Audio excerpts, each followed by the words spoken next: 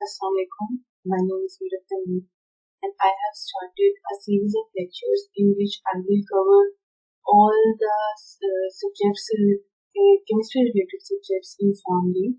इसमें जो पहला मैंने सीरीज ऑफ लेक्चर स्टार्ट किया था वो है बायोकेमिस्ट्री से रिलेटेड। अब इसमें जो इनिशियली टॉपिक्स कवर किए हैं वो है introduction to biochemistry and then जो अगला टॉपिक स्टार्ट किया था दैट इज कार्बोहाइड्रेट्स। अगर प्रीवियस लेक्चर आपको याद हो तो जो प्रीवियस लेक्चर था उसने पढ़ा था कि जो कार्बोहाइड्रेट्स क्या हैं, उसकी डेफिनेशन, उसका फंक्शन क्या है ह्यूमन बॉडी में, हेल्थ बेनिफिट्स क्या हैं और उसकी क्लासिफिकेशन। अब जो उसकी क्लासिफिकेशन थी उसमें जो मोनोसेक्राइड्स थे उसको कवर कर लिया था। अब उसके बाद जो उसकी क्लासिफिकेशन कंटिन्यू करनी थी वो थी ओलिगोसेक्राइड्स। अब ये वाली स्लाइड जो थी वो कवर हो गई थी कि ओलिगोसेक्राइड्स जो है वो क्या है, these are the short chain condensation products of 2 to 10 monosaccharides which are joined to each other through the glycosidic bond. अब ये बात जो है वो अंडरस्टूड है कि जब भी दो शुगर यूनिट्स आपस में एक लिंकेज बनाएंगे, एक बॉन्ड बनाएंगे, तो वो जो बॉन्ड होगा उसे ग्लाइकोसिडिक बॉन्ड जो है वो कहते हैं। अब जो ओलिगोसेक्राइड्स हैं, अब क्योंकि ये बात की गई है कि इसमें डिफरेंट मोनोसेक्राइड्स आपस में जो है वो कंडेंसेशन के थ्रू जो है वो आपस में कंडेंस्ड होते हैं। तो अब जैसे कि जो माल्टोज है ये दो ग्लूकोज के यूनिट्स की कंडेंसेशन से बनता है, जो सुक्रोज है वो ग्लूकोज और फ्रुक्टोज की कंडेंसेशन से बनेगा, और जो लैक्टोज है वो ग्लूकोज और लैक्टोज की कंडेंसेशन प्रोडक्ट है, और जो माल्टोट्रायोज है that is the condensation product of the 3 molecules of the glucose. अब जो फर्दर डिटेल पढ़नी थी वो पढ़नी थी कि जो लैक्टोज है जैसे कि ओलिगोसेक्राइड, तो ये क्या है, कहाँ पे जो है ये प्रेजेंट है, और उसके लिए जो है वो डिफरेंट टर्मिनोलॉजीज लाइक इसमें एनोमेरिक कार्बन या ऑक्सीडेशन जो है वो क्या है। अब इसमें देख लेते हैं कि lactose is a disaccharide of A glucose and D electrons. ये अभी बात हुई है कि जो लैक्टोज है that is the condensation product of glucose and lactose. साथ ही साथ कुछ प्रीवियस कॉन्सेप्ट्स भी रिवाइज करते हैं। अब क्या बात हुई थी कि व्हाट आर द एपिमर्स। अब जो एपिमर्स हैं वो क्या है कि एपिमर्स आपके पास ऐसे शुगर यूनिट्स हैं या ऐसे कंपाउंड्स हैं जो कि डिफरेंशिएट करते हैं अराउंड उनमें जो एटम्स की पोजीशन है वो वेरी करती है around a particular carbon. Glucose और ग्लैक्टोज के केस में जो ग्लैक्टोज में जो कार्बन नंबर 4 है वहां पे OH की पोजीशन जो है वो चेंज हो जाती है। अब इसी चीज को आप यहाँ पे भी देख सकते हैं कि अगर आप सिंपल ग्लूकोज और ग्लैक्टोज का स्ट्रक्चर बनाएं, जो ग्लैक्टोज है ये उसका कार्बन नंबर 4 है और ये ग्लूकोज का कार्बन नंबर 4 है। ग्लैक्टोज में जो OH की पोजीशन है वो अपवर्ड होती है और ग्लूकोज में जो OH की पोजीशन है वो डाउनवर्ड होती है, और ये दोनों जो है वो एक दूसरे के एपिमर्स है। टर्मिनोलॉजी होगी। अब जो लैक्टोज है that is naturally occurring in milk and the next terminology is anomeric carbon of glucose is available for oxidation making lactose a reducing sugar। अब इस एक स्लाइड में टोटल 3 कॉन्सेप्ट्स आप कवर कर रहे हैं। एक आपने एपिमर्स को रिवाइज किया है, दूसरा आपने यहाँ पे देखना है कि एनोमेरिक कार्बन क्या है या एनोमर्स क्या है, और तीसरी जो टर्मिनोलॉजी है कि रिड्यूसिंग शुगर जो है वो क्या है। अगर कोई रिड्यूसिंग शुगर नहीं है तो इसका मतलब है कि वो नॉन रिड्यूसिंग शुगर है, तो ये टर्म क्या है। सबसे पहले देख लेते हैं एनोमर्स क्या है या एनोमेरिक कार्बन क्या है। आपके सामने जो है वो 3 स्ट्रक्चर्स हैं, और अब ये कौन से स्ट्रक्चर्स हैं, these are the straight chain structures, ये साइक्लिक स्ट्रक्चर नहीं है। ये आपके पास ग्लूकोज है, एक लैक्टोज है और ये है फ्रुक्टोज। ग्लूकोज और फ्रुक्टोज एक दूसरे के आइसोमर्स हैं because they have the same molecular formula but they differ in the arrangement of atoms. जो ग्लूकोज और लैक्टोज हैं these are epimers of each other. पहले आपने साइक्लिक फॉर्म में देखा कि वहां पे जो कार्बन 4 है वहां पे OH की पोजीशन वेरी कर रही है। यहाँ पे भी आप इस चीज को नोट कर सकते हैं। अब रेड में जो है वो OH दिखाए गए हैं कि ये दोनों जो है वो एक दूसरे के जो है वो क्या है, एपिमर्स हैं। Carbon number 4 1 2 3 and 4। Carbon number 4 में जो OH की पोजीशन है तो वो जो है वो डिफरेंट है दोनों में and both are epimers of each other. अब जो टर्म यहाँ पे डिस्कस करने वाली है वो है other term that is anomers. अब ग्लूकोज का फंक्शनल ग्रुप क्या है? एल्डिहाइड। लैक्टोज का फंक्शनल ग्रुप है एल्डिहाइड। फ्रुक्टोज का फंक्शनल ग्रुप क्या है? कीटोन। अब अगर आप तीनों स्ट्रक्चर्स के फंक्शनल ग्रुप्स को देखें, इन तीनों में क्या है? कार्बन है, उसके साथ ऑक्सीजन है और हाइड्रोजन है। Carbon double bond oxygen and hydrogen, carbon double bond oxygen and दो कार्बन एटम्स के साथ ये बॉन्डेड है। जो फंक्शनल ग्रुप का कार्बन है उसको एनोमेरिक कार्बन कहते हैं। एक चीज ये हो गया एनोमेरिक कार्बन। एनोमेरिक कार्बन क्या है?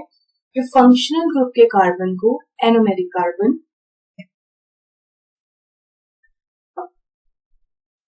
सी स्ट्रेट चेन स्ट्रक्चर को अगर आप साइक्लिक फॉर्म में कन्वर्ट कर दें, वहां पे अब जो फंक्शनल ग्रुप का कार्बन था वो ये है, कार्बन नंबर 1। इसी तरह से गैलेक्टोज में क्या है? ये है कार्बन नंबर 1। ये जो कार्बन है ये क्या है? एनोमेरिक कार्बन है, किसका? ग्लूकोज का और गैलेक्टोज का। ठीक हो गया। यहाँ पे जो एक बात आपने नोट करनी है दूसरी, वो ये है कि types of the anomers. Anomers दो तरह के, alpha anomers and beta anomers. अब अल्फा और बीटा एनोमर में क्या डिफरेंस है? ये आपके पास स्ट्रेट चेन स्ट्रक्चर्स हैं। ये अगर आप देखें, ये जो OH की पोजीशन है स्ट्रेट चेन में, ये CH2OH की सेम साइड पे है। और ये जो बीटा है पोजीशन, इसमें OH की जो पोजीशन है वो CH2OH की, यहाँ पे जो OH है उसके ऑपोजिट है। ये एक कॉन्सेप्ट हो गया। अब इस कॉन्सेप्ट को कैसे आप अंडरस्टैंड करेंगे कि अल्फा कार्बन में अगर OH की पोजीशन, कार्बन नंबर 1 और कार्बन नंबर 6 की OH की पोजीशन सेम, OH दोनों सेम साइड पे हैं तो ये अल्फा एनोमर है। अगर OH ऑपोजिट साइड पे हैं तो ये बीटा एनोमर है। तो हो जाएगा सिस और ये हो जाएगा ट्रांस। इससे भी ज्यादा जो सिंपलर कॉन्सेप्ट है वो क्या है? अगर आपके पास एनोमेरिक कार्बन में OH जो है वो डाउनवर्ड पोजीशन में, नीचे कार्बन नंबर 1 की डाउनवर्ड पोजीशन में है तो ये अल्फा कार्बन है, अपवर्ड पोजीशन में है तो ये बीटा कार्बन है। आप इसको ऑपोजिट भी जो है वो याद कर सकते हैं कि अगर जो एनोमेरिक कार्बन है उसकी अपवर्ड जो है, अगर आपने हाइड्रोजन को याद रखना है तो आप रख लें कि अगर अपवर्ड पोजीशन पे हाइड्रोजन है तो डेफिनेटली डाउनवर्ड पोजीशन में OH है, क्या है कि ये अल्फा है। अगर आप डाउनवर्ड हाइड्रोजन है, अपवर्ड OH है तो क्या है? वो बीटा है। बेसिकली जो अल्फा और बीटा एनोमर्स हैं ये OH की पोजीशन की वजह से जो है वो डिफर करते हैं। स्ट्रेट चेन में क्या है कि अगर जो है ये दोनों OH सेम साइड पे हैं तो अल्फा, अपोजिट साइड पे हैं तो बीटा। साइक्लिक में क्या है कि अगर एनोमेरिक कार्बन के डाउनवर्ड पोजीशन में है तो अल्फा, अपवर्ड पोजीशन में है तो ये बीटा। लैक्टोज, अब यहाँ से आप अंडरस्टैंड कर सकते हैं इन दो तीन टर्मिनोलॉजीज को जो पढ़ा है। ग्लूकोज और lactose epimers of each other क्यों है, ये रीजन समझ में आ गया। अब यहाँ पे लिखा हुआ है बी, यहाँ पे भी लिखा हुआ है बी। ये क्या है? ये जो कार्बन नंबर 1 है ये क्या है? Anomeric carbon. ये कार्बन क्या है? ये है एनोमेरिक कार्बन। अब यहाँ पे जो है दोनों में जो OH है वो अपवर्ड पोजीशन में था, ठीक है? तो इसलिए ये क्या था? ये बीटा एनोमर था, ये बीटा ग्लूकोज या बीटा ग्लैक्टोज था। अब यहाँ पे शो नहीं हो रहा, क्यों नहीं हो रहा? क्योंकि यहाँ पे यहाँ से OH और यहाँ से हाइड्रोजन जो है वो आपस में कंबाइन किए, कंडेंसेशन हुई, वाटर मॉलिक्यूल रिलीज हो गया, तो ये क्या बन गया? ग्लाइकोसिडिक बॉन्ड बन गया। और ये जो लिंकेज है, आपके पास, ये लिंकेज है अल्फा 1,4 लिंकेज। 1,4 कैसे है? ये लैक्टोज का कार्बन नंबर 1 है और ये जो ग्लूकोज है उसका कार्बन नंबर 4 है, और इन दोनों के दरमियान जो लिंकेज, अब ये क्या है? ये बीटा पोजीशन है, तो ये क्या है? बीटा 1,4 लिंकेज जो है वो इसके दरमियान होगी। अब उन्हीं कॉन्सेप्ट्स को थोड़ा सा मजीद जो है वो आगे कंटिन्यू करते हैं और यहाँ पे दो टर्म्स और उसके साथ जो है वो ऐड कर देते हैं। एक है हेमी एसिटल और दूसरी है हेमीकीटल। अब पहले ये याद रखें कि जब भी अल्कोहल एल्डिहाइड के साथ कंबाइन करेगा, कंडेंसेशन होगी और हेमी एसिटल बनेगा, और जब भी अल्कोहल कीटोन के साथ बाइंड करेगा तो ये कीटल बनेगा। ये याद रखना। दोनों में रिएक्शन जो है वो अल्कोहल का हो रहा है, एक दफा एल्डिहाइड के साथ है और एक दूसरी दफा कीटोन के साथ है। जब अल्कोहल एल्डिहाइड के साथ रिएक्ट करेगा तो हेमी एसिटल बनाएगा, कीटोन के साथ रिएक्ट करेगा तो ये हेमी कीटल बनाएगा। अब इन दोनों में डिफरेंस क्या है?